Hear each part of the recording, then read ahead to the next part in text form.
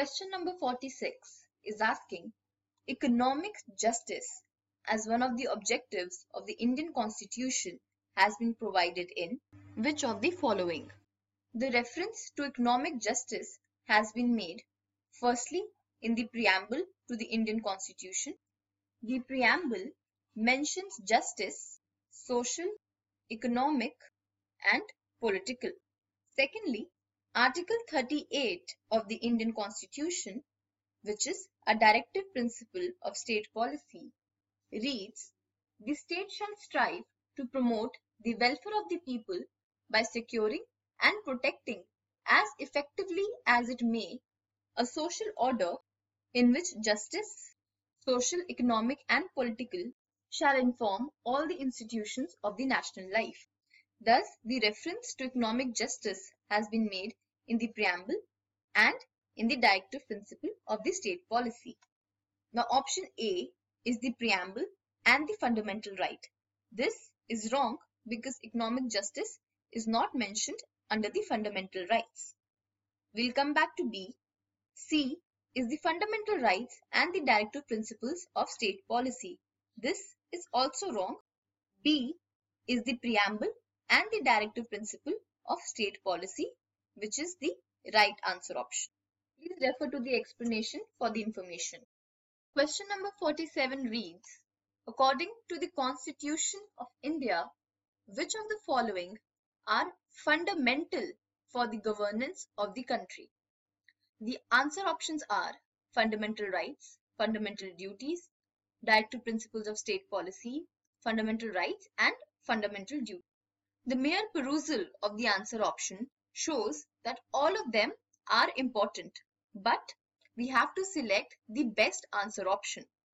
The term which the question mentions is fundamental for the governance of the country. These words are given as it is under Article 37. Article 37 is given under Part 4 of the Indian Constitution, which deal with the directive principle of state policies. Article 37 reads, "The provisions contained in this part are fundamental in the governance of the country." Thus, it follows that the DPSPs are those principles which the state should keep in mind while formulating policies. The DPSPs also guide the executive on how to govern the country. Hence, the right answer, or rather the best answer to this question would be C, directive principles of the state policy. Please refer to the explanation. Question number 48 is in reference with the no confidence motion in India. A no confidence motion is a motion moved for ascertaining the confidence of the Lok Sabha in the Council of Ministers. Article 75, Clause 3 reads that the Council of Ministers shall be collectively responsible to the House of the People, that is, the Lok Sabha. This simply means that the Council of Ministers can stay in office only till the time they enjoy the confidence of the Lok Sabha. Now, the term no confidence motion has not been mentioned in the Constitution, rather finds a reference in the rules of procedure and conduct of the Lok Sabha. This motion can only be introduced in the Lok Sabha. This is for the simple reason that the Lok Sabha is directly elected by the people, and only the representatives of the people should have the power to dissolve the government. Also, this motion cannot be introduced in the Rajya Sabha because the Rajya Sabha is a permanent house and its members are elected indirectly. For the no confidence motion to be introduced in the Lok Sabha, it has to be supported by a minimum of 50 members. If the motion is voted and passed successfully, the government has to resign immediately. The first statement reads, there is no mention of a no confidence motion in the Constitution of India. This statement is correct. Second, motion of no confidence can be introduced in the Lok Sabha only. This is also right. Hence, the correct answer to this question would be C, both 1 and 2. Please refer to the explanation to have the details. Question number 49 requires us to answer which of the following is the largest committee of the Parliament. By largest, we mean which committee has the maximum number of members. First is the Committee on Public Accounts. This committee has total of 22 members, out of which 15 are from the Lok Sabha and 7 from the Rajya Sabha. B. The Committee on Estimates. This committee has a total of 30 members who are elected every year by the Lok Sabha from amongst its members. C. The Committee on Public Undertaking. This committee again has 22 members, in which 15 are from the Lok Sabha and 7 are from the Rajya Sabha. The Committee on Petitions is constituted separately in both the houses. In the Lok Sabha, it consists of 15 members, and in the Rajya Sabha, it consists of 10 members. Hence, the right answer to this question would be B, the Committee on Estimates. To know more details, please refer to the explanation. Question number 50 is asking the power to increase the number of the judges in the Supreme Court of India is vested in which among the following? Now, the Article 124, Clause 1 of the Constitution prescribes that until Parliament by law prescribes a larger number, there shall be a Chief Justice and 7 other judges. Thus, in the original Constitution, the number of judges in the Supreme Court was fixed to 8. Thus, it is clear that we need an Act of Parliament to increase the number of judges of the Supreme Court. Following this, the Parliament enacted the Supreme Court Number of Judges Act 1956 to increase the strength of the Supreme Court judges. This act has been amended several times since to increase the strength of the judges and was amended the last time in 2009. Through this amendment, the strength of the Supreme Court has been fixed to 31 judges, including the Chief Justice of India. Please keep in mind that to increase the strength of the High Court judges, a simple executive order of the President will be sufficient. This is given under Article 216. Therefore, the right answer to this question would be B, the Parliament. Please have a look at the explanation. Question number 51 contains two statements regarding to the Protection of Human Rights Bill and its recent amendment in 2018. Now, earlier this year, Shri Narendra Modi, along with his cabinet, decided to amend the Protection of Human Rights Act 1993, and the reason behind it was the better protection and promotion of human rights in the country.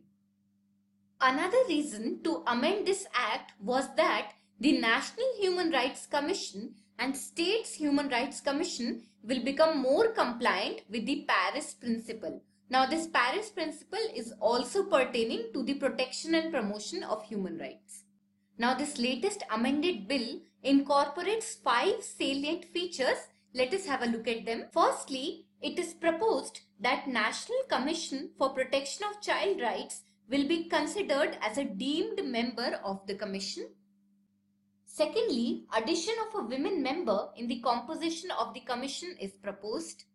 Apart from this, it is proposed to enlarge the scope of eligibility and selection criteria of the chairperson in both National Human Rights Commission as well as States Human Rights Commission. A mechanism to look after the cases of human rights violation in union territories is also proposed. And lastly, a proposal to amend the term of office of the chairperson and members of National Human Rights Commission and States Human Rights Commission is envisaged in order to make a consonance in the terms of chairperson and other members of commissions. Now, if we look back at our statements, we can see that statement 1 corresponds with the first salient feature of the newly amended act. Hence, statement 1 is correct.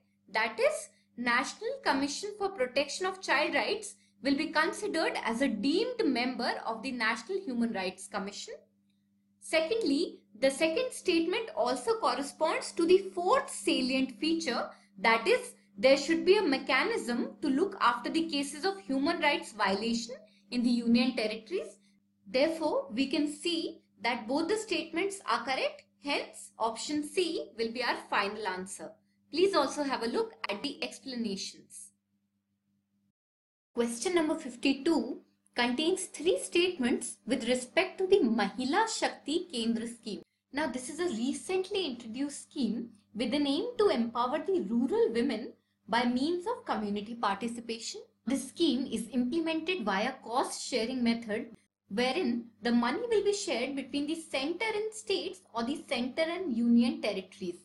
However, there is an exception, that is, if the states are from northeast or belong to the special category states, then the funding ratio will be 90:10. That is, 90% will be given by the center and 10% by the state. However, if it's a normal state or union territory, then the cost sharing ratio will be 60:40% between the center and the respective state. Apart from this, the nodal ministry governing this scheme is Ministry of Women and Child Development, and the main aspects with which this scheme deals includes declining child sex ratio, ensuring survival and protection of the girl child, ensuring the girl child education, and also empowering the girl child to her full potential.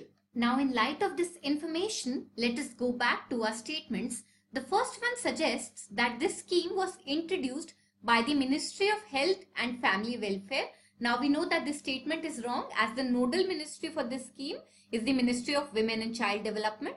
Moving on, the second statement says that the scheme is fully funded by the central government. Now, this statement is also incorrect because the scheme is funded on a sharing basis between the center and the states. The third statement says that the scheme aims to empower rural and urban women through community participation, which can create an environment to realize their full potential. Now, this statement is also incorrect because this scheme although aims at empowering women, but the women are only from the rural area and not from the urban area. Therefore, our final answer would be option D, that is, no statement is correct. Please also have a look at the explanations. Question number 53 contains two statements with respect to the Swadhar Grah scheme. So let us first understand something about this scheme. Firstly, the nodal ministry governing this scheme is the Ministry of Women and Child Development. Apart from this, the scheme was introduced targeting the women victims of difficult circumstances, and it is suggested to give them an institutional support so that these women can lead their life with dignity. And by institutional support, we mean the providing of shelter, food, clothing and health, as well as economic and social security for these women victims. And in order to achieve this goal, Swadhar Grah will be set up in every district with capacity of 30 women. An important point to note is that the women victims that will be considered in this scheme include survivors of natural disasters, prisoners released from jail, victims of domestic violence, and trafficked women and girls which are rescued. Now, in light of this information, let us go back to our statements. The first one says that the Ministry of Women and Child Development is implementing the Swadhar Grah scheme, which targets at the victims of child sexual abuse. Now, we know that this statement is incorrect, as the focus area of this scheme is targeting women victims who have faced things like natural disasters or are released prisoners or are trafficked women, or if they are victims of domestic violence. Therefore, this statement is incorrect. The second statement says that the scheme envisages to provide shelter, food, clothing and health, as well as economic and social security for women victims. Now, this statement is correct, as we have already discussed that the scheme envisages of giving institutional support to the women victims, and the institutional support includes food, shelter, clothing and economic and social security. Therefore, our final answer would be option B, that is, the second statement is correct. Please also have a look at the explanations. Question number 54 is dealing with a report, namely Healthy States, Progressive India, and this report is released by NITI Aayog. So let us first understand few key points about this report. Now the main aim for releasing this report is to judge the states and union territories' innovation with respect to their health outcomes, and also it will calculate the overall performance of each state and union territory with respect to each other.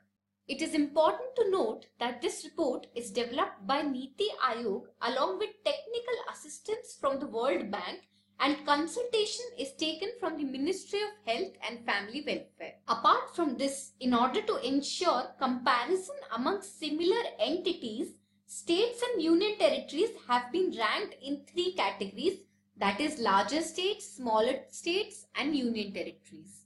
Now, this index is also expected to nudge the states towards further achieving a rapid transformation with respect to the health systems and population health outcomes.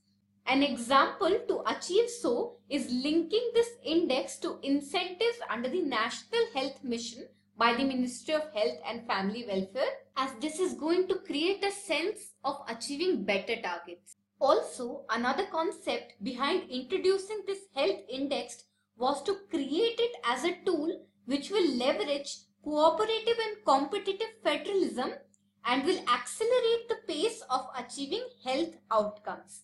That is, we are going to nudge the states and union territories to push forward for better outcomes and also leverage the cooperative and competitive federalism which is a part of Indian governance. Now, in light of this information, let us go back to our statements. The first one says that our mentioned health index is developed by NITI Aayog. This is correct, along with the technical assistance from the International Monetary Fund. Now, this part is incorrect as technical assistance is given by the World Bank. Therefore, statement 1 is incorrect. Now, the second statement suggests that this health index has been developed as a tool to leverage cooperative and competitive federalism to accelerate the pace of achieving health outcomes. Now, this statement has been just discussed in detail and this statement will be correct. So, our final answer will be option B, that is, the second statement is correct. Please also have a look at the explanations. Question number 55 contains 2 statements with respect to the NITI Forum for Northeast. So let us first understand something about this forum. Now the first thing we must know is that NITI Forum for Northeast was constituted in February 2018 with an aim to ensure sustainable economic growth of the Northeast region of the country and periodically review the development status of this region. Apart from this, the members of this forum include many people from ministries such as road transport and highways, health and family welfare, forest and climate change, etc. Even the chief secretaries of the northeastern states of Assam, Sikkim, Nagaland, Meghalaya, Manipur, Tripura, Arunachal and Mizoram will also be the members of the forum. So it is important to keep in mind that who are the key members included in this forum. Also, it is important to note that the first meeting of this newly constituted NITI Forum for Northeast was held in Agartala, Tripura. Now, in light of this information, let us go back to our question. The first statement says that the NITI Forum for Northeast was set up to identify various constraints on the way of the accelerated, inclusive and sustainable economic growth in the Northeast region of the country. Now, this statement is absolutely correct as we just understood that the main aim of this forum is to ensure the sustainable economic growth of the Northeast region. Apart from this, the second statement tells us that the first meeting of the forum was held in Assam. Now, this statement is incorrect because we have just discussed that the first meeting was conducted in Agartala, Tripura. Therefore, our final answer would be option A, that is, the first statement is correct. Please also have a look at the explanations. Question number 56 contains 3 statements dealing with the recently launched UPAI app or Unified Planning and Analysis Interface. Now, let us first understand that this app was introduced to keep a keen vigil on the progress and development work in states. This app will provide an integrated platform for data on infrastructure and social indices for each constituency, and also there will be information of about 50 central schemes and MP local area development, also referred to as MP LADs. Apart from this, we must also know that this app is being monitored by the PMO and developed by the non-profit Swaniti Initiative and Ank Aha. Also, kindly note that in the next phase, this app will be extended to include state schemes, and it will also bring district magistrates and members of legislative assemblies on the platform. So please keep in mind the future vision of this app as well. Now, in light of this information, let us go back to our statements. The first one says that this app will help the members of parliament to track the development work in their states. Now, this statement is correct as we have just discussed the same. That is, it is going to keep a vigil on the progress and development of the work that is happening in the states. Secondly, the app will provide information on 500 central schemes along with the MP LAD fund. Now, this statement is incorrect, as although this app is going to provide information on central schemes and MP LAD fund, however, the number of central schemes is 50 as opposed to 500 mentioned here. So, this statement is incorrect. Now, the third one says that this app was developed by the Niti Aayog and the Ministry of Information and Technology. Now, this statement is absolutely haywire and incorrect, as this app, as discussed, is developed by the non-profit organization of Swaniti Institution along with Ank Aha. Therefore, our final answer would be option A, that is, only statement 1 is correct. Please also have a look at the explanations. Question number 57 contains 3 statements which are dealing with the appointment of judges of Supreme Court. So let us directly consider the statements. The first one says that in case of appointment of judge of Supreme Court other than the Chief Justice, it is not mandatory to consult the Chief Justice of India. Now, from the language of the statement itself, we can directly identify that it is an incorrect statement. Why? Because in case of appointment of a judge in the Supreme Court other than the Chief Justice will obviously always be considered. And this provision is enshrined in the Article 124 subsection 2. Moving on to the second statement, it suggests that the Prime Minister can identify a distinguished jurist and then further he can appoint him as the judge of a Supreme Court. Now, this statement is incorrect because according to the Article 124 subsection 3, only a president can identify a distinguished jurist and then further he can appoint him or her as a judge of the Supreme Court.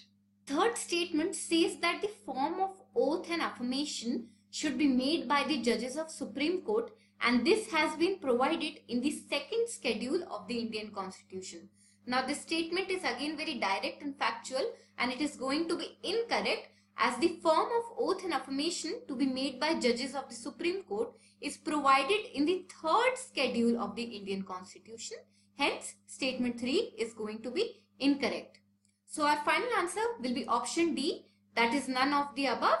Please also have a look at the explanations. Question number 58 deals with 4 statements pertaining to the Quality Council of India. So let us first understand something about the Quality Council. It was set up jointly by the Government of India and the Indian industry, and it was represented by 3 premier industry associations, which include Associated Chambers of Commerce and Industry of India, Confederation of Indian Industry, and Federation of Indian Chambers of Commerce and Industry.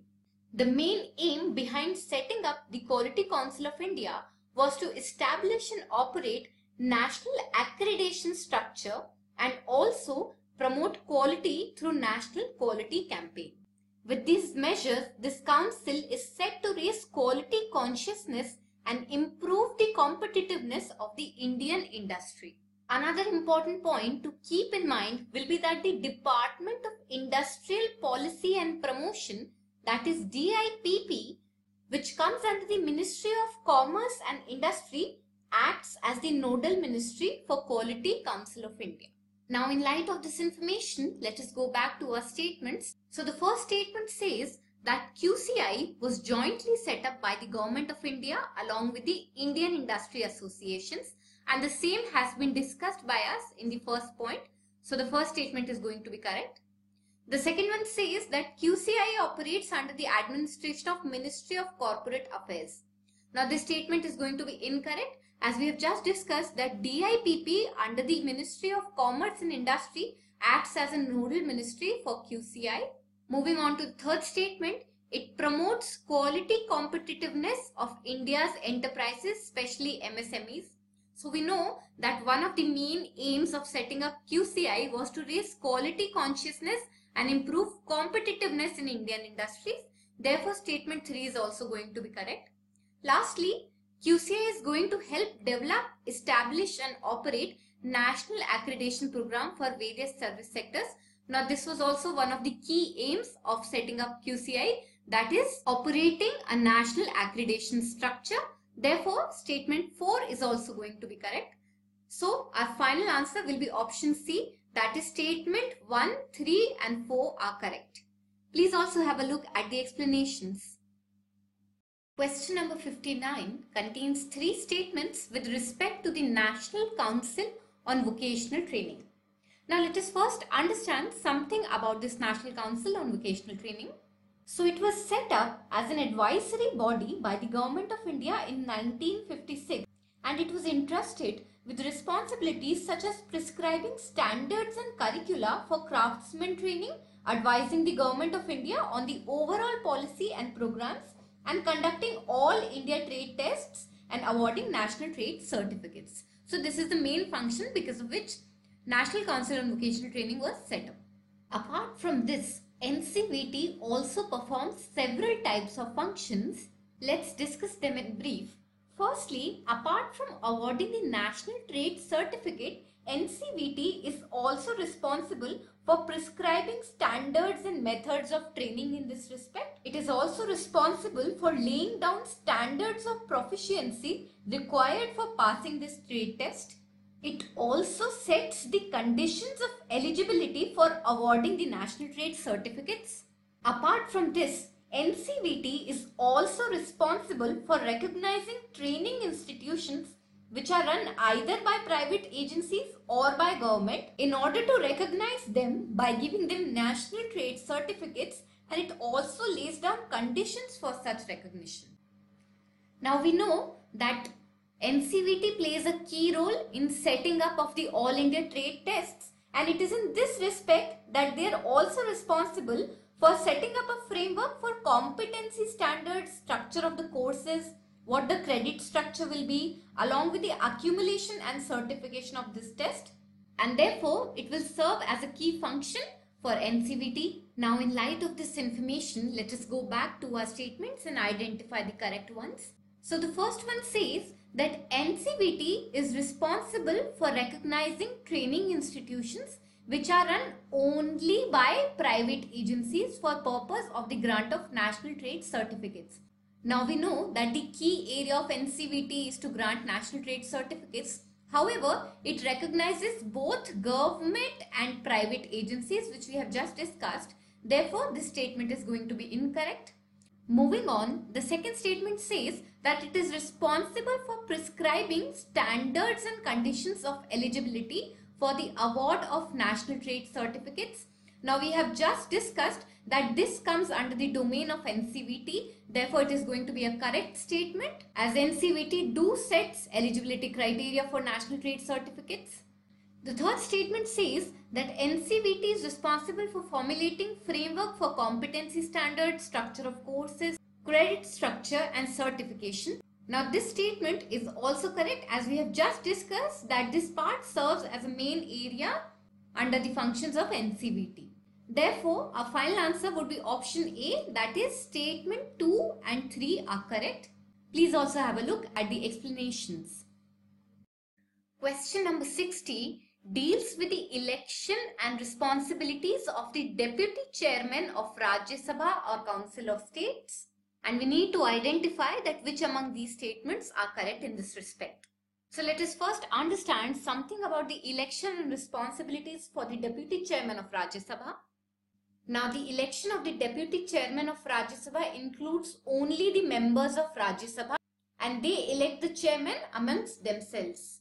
Apart from this, once the Deputy Chairman is elected, in order to remain in the office, he or she needs to remain a member of the Rajya Sabha.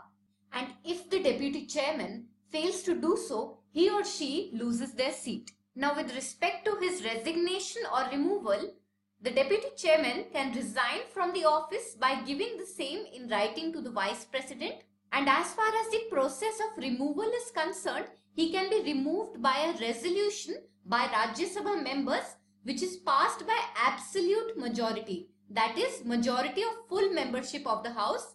If this is done, the Deputy Chairman of Rajya Sabha will be removed. An important point to note is that once the removal resolution of the Deputy Chairman is in consideration, he or she cannot preside over a sitting of the House, but he or she may be present and participate in proceedings. Now, in light of this information, let us go back to our statements. The first one says that Deputy Chairman shall be elected by members of Council of State only. This is a correct statement, as we know that Deputy Chairman is elected among the members of Rajya Sabha only.